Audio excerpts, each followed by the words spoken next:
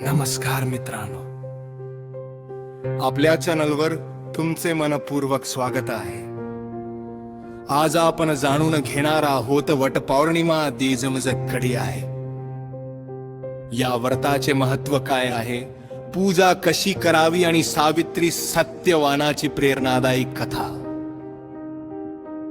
मित्रांनो, विवाहित महिलांसाठी वटपौर्णिमा हा अतिशय पवित्र आणि महत्वाचा सण मानला जातो. या दिवशी महिला आपल्या पतीच्या दीर्घायुष्यासाठी आणि सुखी संसारासाठी वडाच्या झाडाची पूजा करतात.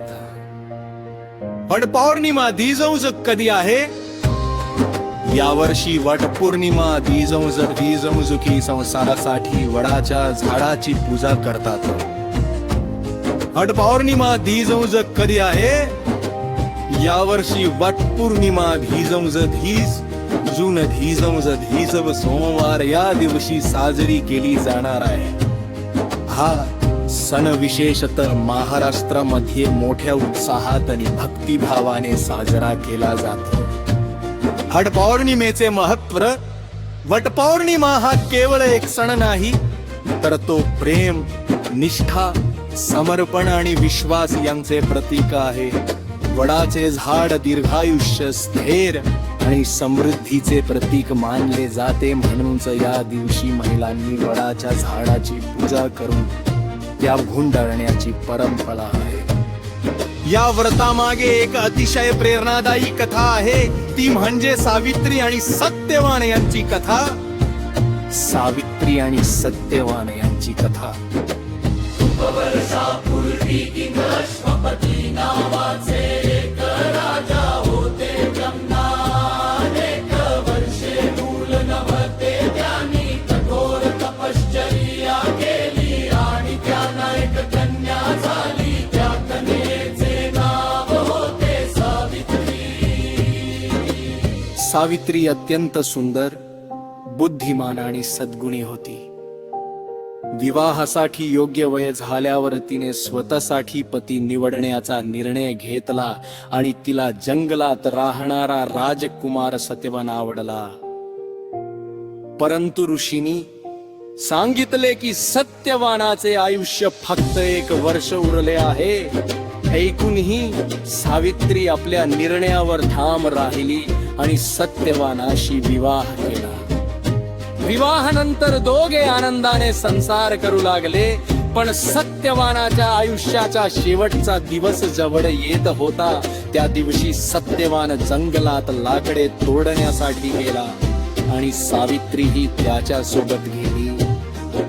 अचानक सत्यवानाच्या डोक्यात तीव्र वेदना सुरू झाल्या आणि तो सावित्रीच्या मांडीवर डोके ठेवून झोपला. तेवढ्यात यम प्रकट झाले आणि त्यांनी सत्यवानाचे प्राण घेऊन जाण्यास सुरुवात केली. सावित्री यमराजांच्या मागे जाऊ लागली. यमराज म्हणाले, तू परत जा. पण सावित्री म्हणाली, पत्नीचे कर दोघे म्हणजे पती सोबत राहणे. सावित्रीच्या बुद्धिमत्तेने प्रसन्न होऊन यमराजांनी तिला वरदान मागण्यास सांगितले. तिने प्रथम आपल्या सासू सासऱ्यांचे राज्य परत मिळावे असे मागितले. दुसऱ्या वरदानात तिने आपल्या वडिलांना पुत्र प्राप्ती व्हावी असे मागितले. तिसऱ्या वरदानात तिने स्वतःला आणि सत्यवानाला 100 पुत्र व्हावेत असे मागितले. यमराजांनी तथास्तु म्हटले आणि लगेच त्यांना समजले की सत्यवान जिवंत नसल्यास हे वरदान पूर्ण होणार नाही. सावित्रीच्या निष्ठेने आणि बुद्धिमत्तेने प्रभावित होऊन यमराजांनी सत्यवानाचे प्राण परत दिले. अशा प्रकारे सावित्रीने आपल्या पतिव्रतेच्या सामर्थ्याने आपल्या पतीला मृत्यूच्या दारातून परत आणले. वटपौर्णिमेची पूजा कशी करावी? सकाळी लवकर उठून स्नान करावी. स्वच्छ आणि पारंपरिक वस्त्रे परिधान करावी. वडाच्या झाडाची पूजा करावी, झाडाभोवती धागा कुंडानुने प्रदक्षिणा भरावे. सावित्री सत्यवानाची कथा ऐतारी किंवा ना जाणे.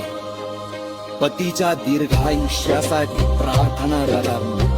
वट पौर्णिमेचे महत्व प्रेम, निष्ठा, समर्पण आणि विश्वास यांचे मृत्वशित मत्रे. जर तुम मनाली मरिली आवडती असेल तर हुरी उन्हा लाडीत करा शेरे तरारी आपल्या जवळेला फचकायम तगायरा विस्कुन्नता. सर्वांना वटपौर्णिमेच्या हार्दिक शुभेच्छा.